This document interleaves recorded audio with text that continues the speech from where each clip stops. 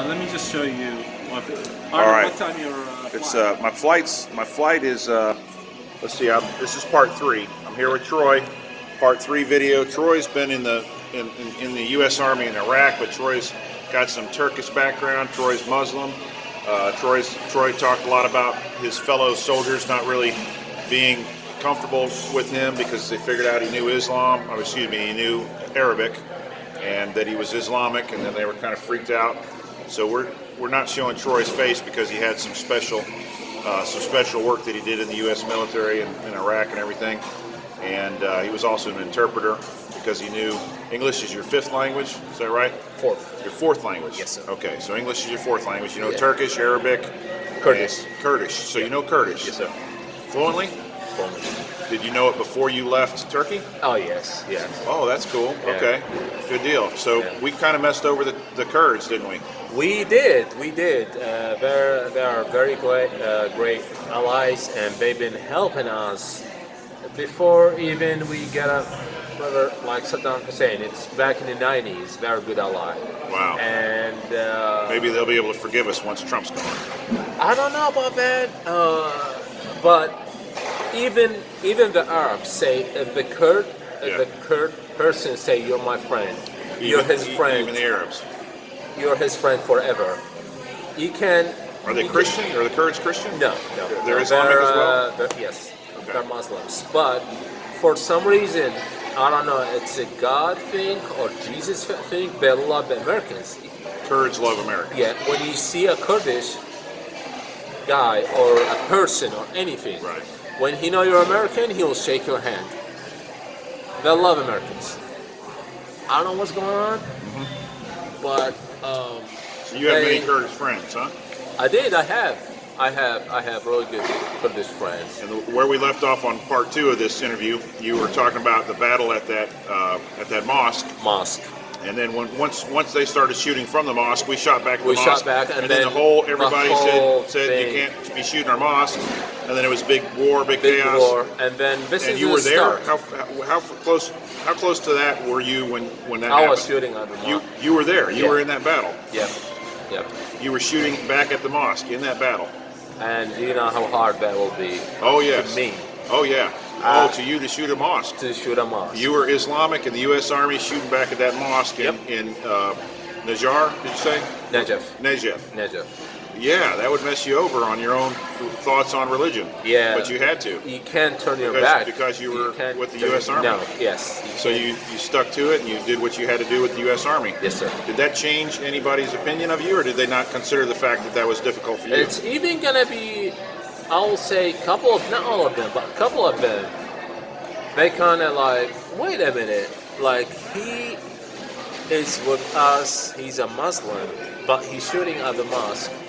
Yeah. That make like he's not really loyal to his faith. But at the same time, if I said no, I'm not gonna be loyal to my country, Yeah. and I kind of get messed up. Yeah, it was but difficult. I did what I had to do, and Yeah. I followed orders. And after the battle, I'm not gonna go into it.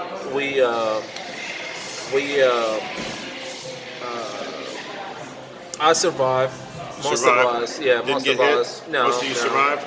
I mean, I have couple scars. Couple small scars? Yeah. And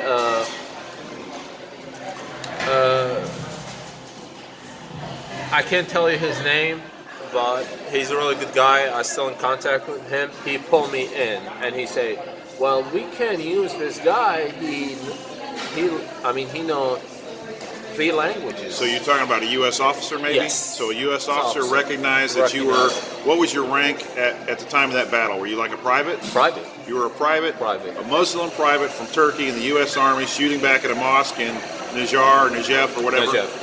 And so then the officer recognized Yeah. you knew 3 languages. Now it's time to do something It's with time you. to do something with it. Something with you, and then you went into this new job where you're doing special things and translating and Exactly. probably on special assignment. Did you ever go undercover? I mean, did you ever go? This is Did you ever go? This is my job to be undercover. You were undercover. This is my job. Oh, cool, man.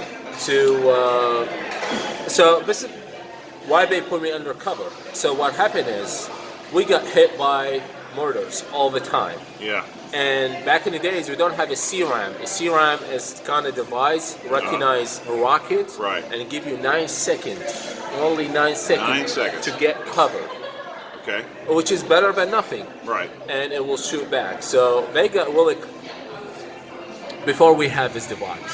So What do you call it again? A CRAM? A what? CRAM.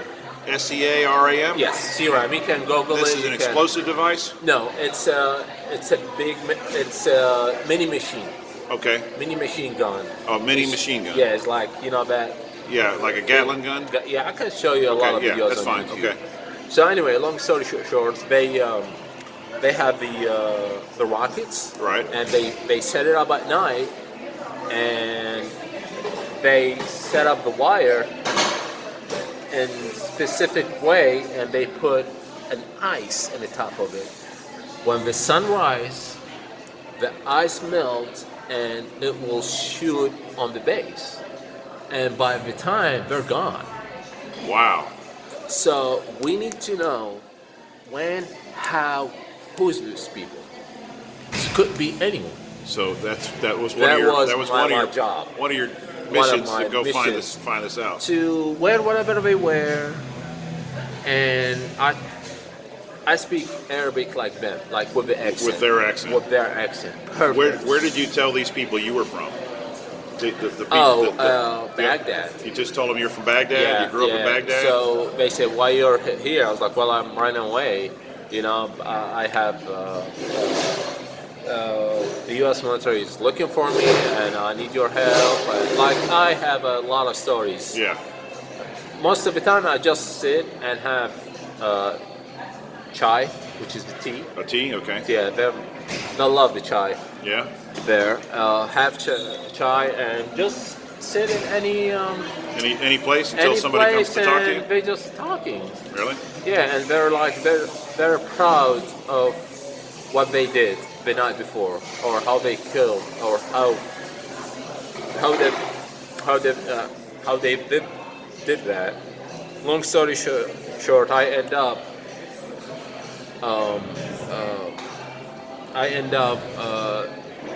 volunteer to come as an LN, Which is what? What is an LN? local national. You volunteer to become a LN, a local LN. national? Here we go. I'm gonna break it for you. You mean with the bad guys? What? No.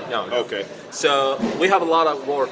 We have the old Iraqi bases. Right. We have a lot of stuff to maintain it, like, you know, dirt bags and everything. right. We can't work this time, so we said, well, let's hire the local people around Okay. the So hire village. the We local gave people. them money in the same time. Okay. We used them, Okay. and They did that in Vietnam as well. yeah, and they're not gonna shoot us. Supposedly they're not. Suppose, Yeah. but guess what? What Yeah. happened? Yeah. Every time we got hit. Every time we got hit. Oh, we gotta leave. We gotta leave. What? No, you're supposed to leave at 5, and it's already 12. No, we gotta leave now. And So they would know. they will know Something's we'll gonna get happen. hit. Yeah. And then as soon as they leave, an hour ahead, we got hit. We got hit. We got hit. Yeah. I was like, you know what? I'll step and I'll be an LN. I'll be with them, and I will know what the heck is going on. Yeah. It wasn't an easy job, and if I get caught, I will You'd be be- burned you'd- alive. oh, yeah, you'd be I dead. will. Oh yeah. They will they'll cut kill you. my head Yeah. off. Sure they would. Period. Yeah. And make an example. Did you carry a gun? So, I did not carry a gun back. You then. did not carry a gun. Nope. As a If undercover. if you go undercover, you gotta be undercover, Okay. because the gun won't do anything to it. Right. One day hear a gunshot, guess what's gonna happen? Yeah. Every house have an AK, at least. Yeah. And you end up So killing you- someone and dealing with his family.